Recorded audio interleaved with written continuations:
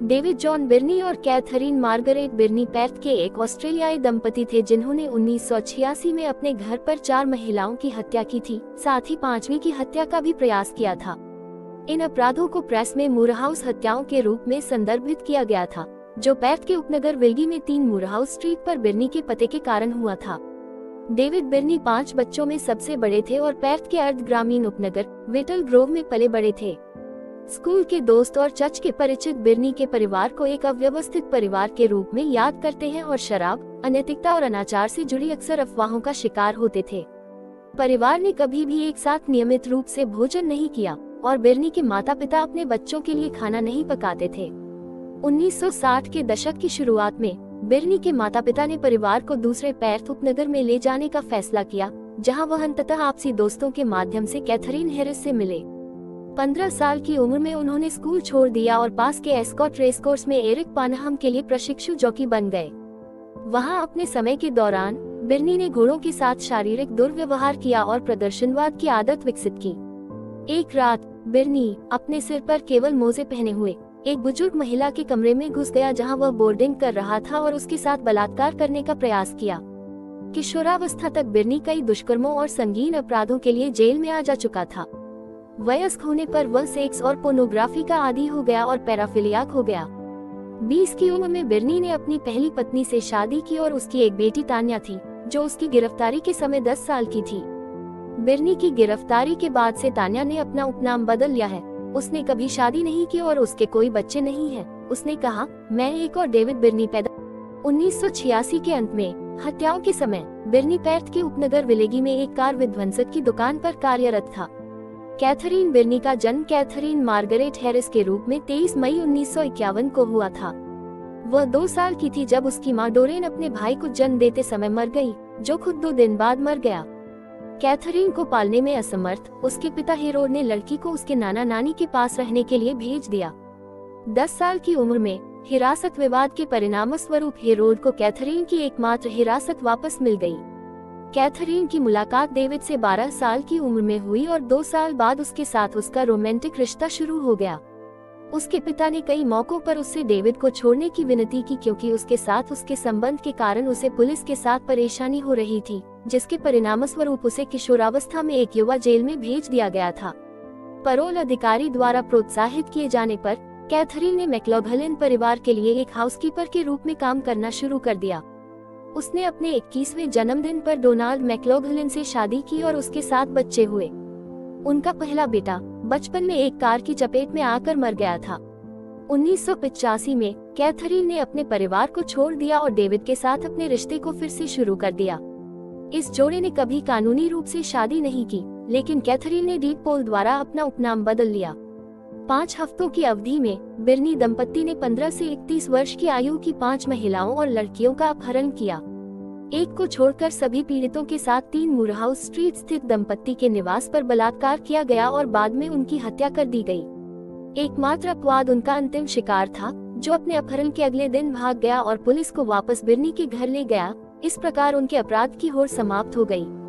पश्चिमी ऑस्ट्रेलिया विश्वविद्यालय में मनोविज्ञान की छात्रा और अंशकालिक डेलिकेटेसन कार्यकर्ता 22 वर्षीय मैरी नील्सन की मुलाकात डेविड से कार मलबे की दुकान पर हुई, जहां वह काम करता था। डेविड ने नील्सन को उसकी कार के लिए कुछ सस्ते टायर बेचने की पेशकश की और बाद में उसे अपना फोन नंबर दिया। 6 अक्टूबर 1986 को मूरहाउस स्ट्रीट पर जाने पर नील्सन का मुंह बंद कर दिया गया। उसे बिस्तर से जंजीरों से बांध दिया गया और डेविड ने कैथरीन के देखते देखते उसका बलात्कार किया। फिर उसे बेडफोर्डेल में अल्बानी हाईवे के पास ग्लेनिगल ले जाया गया, जहां उसके साथ फिर से बलात्कार किया गया और नायलॉन की रस्सी से उसका गला घोंट दिया गया। डेविड ने फिर उसे चाकू मार दिया, ये सोचकर कि इससे उसका विघटन तेज हो जाएगा, क्योंकि उसने ये बात कहीं एक किताब में पढ़ी थी। कैथरीन ने नील्सन को उथली कब्र में दफनाने में उसका साथ दिया। उसे अपनी हत्या के 1 साल बाद विश्वविद्यालय से मनोविज्ञान की डिग्री मिली होगी। 2 हफ्ते बाद नेदरलैंड्स की 15 वर्षीय हाई स्कूल छात्रा सुजाना कैंडी को क्लेयरमोंट में स्टर्लिंग हाईवे पर लिफ्ट मांगते समय अगवा कर लिया गया। जैसे ही वह बिर्नीज की कार में बैठी, कैंडी को बांध दिया गया और चाकू की नोक पर पकड़ लिया गया। बिर्नीज ने उसे अपने परिवार को यह आश्वासन देने के लिए पत्र भेजने के लिए मजबूर किया कि वह ठीक है। फिर कैंडी को मूरहाउस स्ट्रीट ले गए और नील्सन के समान ही उसके साथ भी ऐसा ही किया। बाद में नायलॉन की रस्सी से लड़की का गला घोंटने के असफल प्रयास के बाद बर्नीज ने उसके गले में नींद की गोलियां डाल दी। एक बार जब उनका असर हुआ तो डेविड ने उसकी गर्दन के चारों ओर रस्सी डाल दी और कैथरीन से कहा कि वह लड़की की हत्या करके अपने अमर प्रेम को साबित करे। कैथरीन ने उसकी बात मान ली और डेविड के देखते ही कैंडी को मार डाला। कैंडी को ग्लेनीगल में नीलसन की कब्र के पास दफनाया गया था। बाद में जब कैथरीन से पूछा गया कि उसने कैंडी की हत्या क्यों की, तो उसने कहा, क्योंकि मैं देखना चाहती थी कि मैं अपने भीतर कितनी मजबूत हूँ। मुझे कुछ भी महसूस नहीं हुआ। ये वैसा ही था जैसा मैंने सोचा था। मैं पृथ्वी के अंत तक उसका पीछा करने और उसकी इच्छाओं को संतुष्ट करने के लिए कुछ भी करने के लिए तैयार थी। वह एक महिला थी। महिलाएं पुरुषों को चोट पहुंचाती हैं और उन्हें नष्ट कर देती हैं। 1 नवंबर को 31 वर्षीय नोएलिन पैटरसन ने नीदरलैंड्स गोल्फ क्लब में बार मैनेजर के रूप में अपनी नौकरी से घर लौटते समय कैनिंग हाईवे पर ईंधन खत्म कर दिया। पैटरसन को बर्नीज ने उठा लिया और पहले 2 पीड़ितों की तरह उसे जबरन मूरहाउस स्ट्रीट ले जाया गया और डेविड ने बार बार बलात्कार किया। बर्नीज ने मूल रूप से उसी रात पैटरसन की हत्या करने का फैसला किया था, लेकिन डेविड ने महिला के साथ स्पष्ट भावनात्मक लगाव के बीच उसे 3 दिनों तक घर में बंदी बनाकर रखा। कैथरीन जल्दी से ईर्ष्यालु हो गई और उसने एक अल्टीमेटम दिया, डेविड को पैटरसन को मारना होगा या कैथरीन खुद को मार लेगी। उसने तुरंत पैटरसन के गले में नींद की गोलियों की अधिक मात्रा डाल दी और सोते समय उसका गला घोंट दिया। वे उसके शरीर को ग्लेनीगल ले गए लेकिन उसे दूसरों से दूर दफना दिया। कैथरीन को कथित तौर पर पैटरसन के चेहरे पर रेत फेंकने में बहुत खुशी मिलती थी। 5 नवंबर को बर्नीज ने स्टलिंग हाईवे पर एक बस स्टॉप से 21 वर्षीय डेनिस ब्राउन का अपहरण कर लिया। पिछले पीड़ितों की तरह ही ब्राउन को चाकू की नोक पर अगवा किया गया और मूरहाउस स्ट्रीट पर हमला किया गया। अगली दोपहर ब्राउन को वानेरू पाइन प्लांटेशन में ले जाया गया, जहां जंगल के एकांत में डेविड ने अंधेरे का इंतजार करते हुए दंपति की कार में उसका बलात्कार किया। ब्राउन को कार से खींचने के बाद डेविड ने उसके साथ फिर से बलात्कार किया और उसकी गर्दन पर चाकू से वार किया। यह मानते हुए कि लड़की मर चुकी है, उन्होंने एक उथली कब्र खोदी और उसके शरीर को उसमें रख दिया, लेकिन ब्राउन कब्र में बैठी रही। फिर डेविड ने एक कुल्हाड़ी पकड़ी, उसके सिर पर 2 बार वार किया और उसे फिर से दफना दिया। 9 नवंबर को 17 वर्षीय केट मोयर को बिर्नी से सवारी स्वीकार करने के बाद चाकू की नोक पर अगवा कर लिया गया था। डेविड ने उसके गले पर चाकू रखा और उसे अपनी मां को फोन करने के लिए मजबूर किया। मोयर ने अपनी मां से कहा कि उसने बहुत ज्यादा शराब पी ली है और एक दोस्त के घर उम्मीद है कि उसकी मां को एहसास होगा कि यह एक चाल है और वह दोस्त को फोन करेगी, ये जानते हुए कि वह शराब नहीं पीती है। मोयर ने बाद में कहा कि उसने उनसे पूछा कि क्या वे उसे मारने या बलात्कार करने का इरादा रखते हैं, और उसे बताया गया, हम तुम्हारा बलात्कार तभी करेंगे जब तुम अच्छी रहोगी।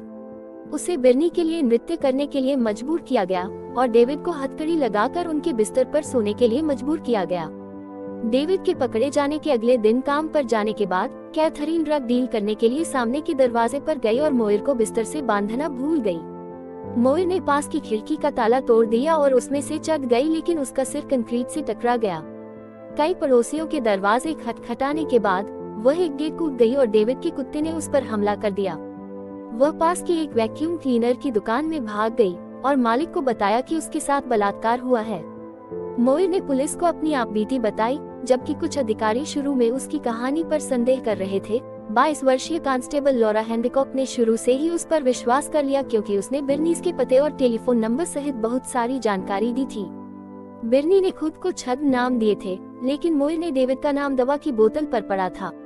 मोयर ने कहा कि जोड़े ने वीडियो पर रॉकी फिल्म देखी थी और घर में अपनी मौजूदगी के सबूत के तौर पर एक ड्राइंग का वर्णन किया था। इसके बाद पुलिस को बिर्नी के वीसीआर में रॉकी की ड्राइंग और वीडियो कैसेट कॉपी मिली। बिर्नी को गिरफ्तार कर लिया गया और उनके साक्षात्कार के दौरान उन्होंने परस्पर विरोधी जानकारी दी। कैथरीन ने मोयर से कभी मिलने से इनकार किया, जबकि डेविड ने जोर देकर कहा कि मोयर सहमति से सेक्स करने के लिए स्वेच्छा से उनके घर आया था। डिटेक्टिव सार्जेंट विंस कैटिच ने डेविड को कबूल करने और ये बताने के लिए राजी किया कि पिछले पीड़ितों को कहां दफनाया गया था। ऐसी अटकलें हैं कि मई 1986 में चेरिल रेनविक और जून 1986 में बाबरा वेस्टन के लापता होने के लिए बिर्नी जिम्मेदार थे। ये भी सुझाव दिया गया है कि डेविड 1980 में लिसा मैरी मॉट के लापता होने के लिए जिम्मेदार था। हालांकि उसकी पहली पत्नी ने उस दिन उसके ठिकाने के बारे में बताया जिस दिन मॉट गायब हुई थी। यह अपराध अभी भी अनसुलझा है। इस चैनल पर हम वास्तविक अपराध की कहानियां प्रस्तुत करते हैं। मर्डर फाइल्स में आप हत्या के मामलों की गहराई से जांच और उनके पीछे के रहस्यों को जानेंगे। हर वीडियो में हम अपराध की घटनाओं, जांच प्रक्रिया और न्याय की खोज पर ध्यान केंद्रित करते हैं। ऐसे ही वीडियो देखने के लिए हमारे चैनल को सब्सक्राइब करें।